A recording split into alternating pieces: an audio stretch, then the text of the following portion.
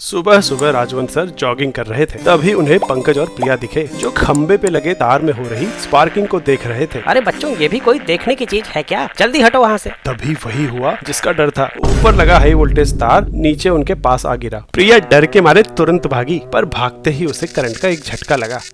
हाय रे, मैं तो पूरी हिल गई। ये तार से दूर खड़ी थी, फिर भी इसे करंट लग गया। मैं पास खड़ा हूँ, फिर मुझे झटका क्यों नहीं लग रहा? वाह बेटा, मुश्किल घड़ी में भी क्यूरियोसिटी। वहीं खड़े रहो, भागना नहीं। सर, बिना भागे यहाँ से कैसे निकलूं? करंट हवा से तो आया नहीं, तो जरूर जमीन से ट्रैवल कर रहा है। तो मुझे क्यों नहीं लग रहा? उसी वजह से जिस वजह से इस तार पे बैठी चिड़िया को करंट नहीं लगता।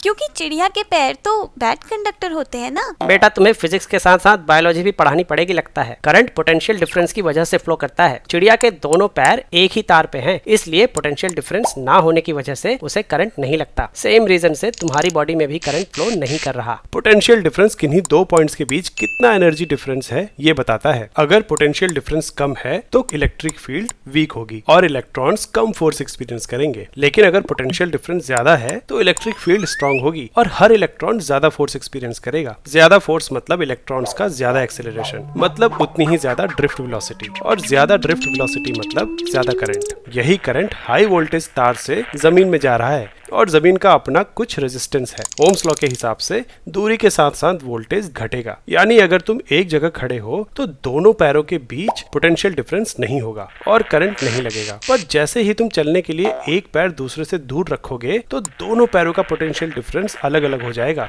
और बॉडी से करंट फ्लो करने लगेगा। मतलब पैर ज्यादा दूर नहीं रखने हैं। हाँ, दोनों पैर पास रखो और कंगारू की तरह फुदक फुदक के वहां से निकलो।